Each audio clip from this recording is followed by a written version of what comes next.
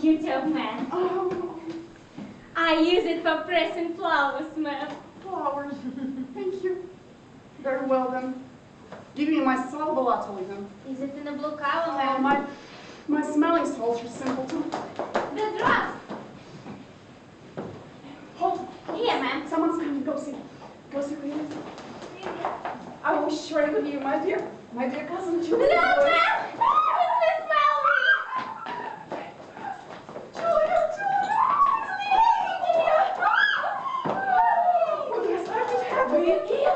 Oh, delighted I am.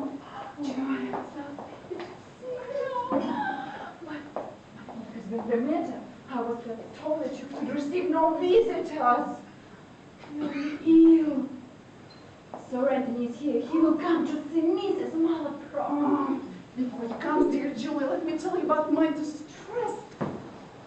My guardian, Mrs. Malaprop, she has discovered my letters to my dear Beverly and stopped them. She intercepted my letters. I lost you, Julie, I lost you. What you did? And she herself has fallen in love with an Irish baronet who she has met at the ball.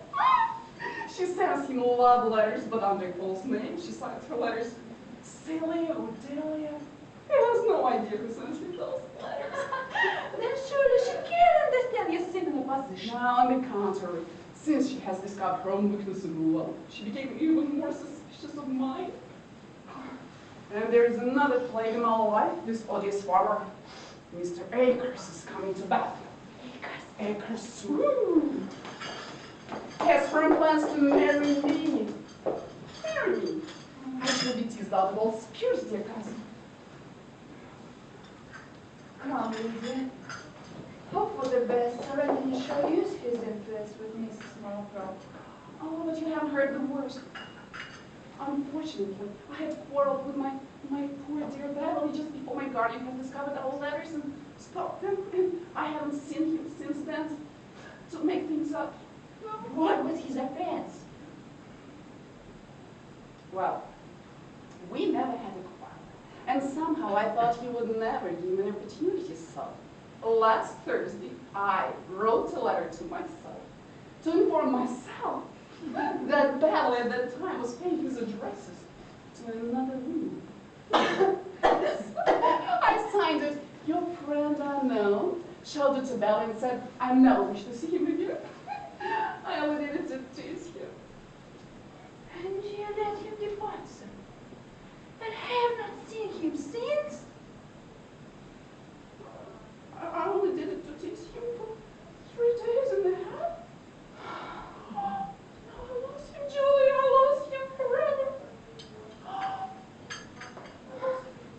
Come, Lydia. If he loves you, he will not give you up so easily. But, Lydia, you tell me, he's better than ever. And you... 30,000 pounds! But you know I'm gonna lose all of my money if I marry without my aunt's permission. And it is this very rule which makes me want to disobey.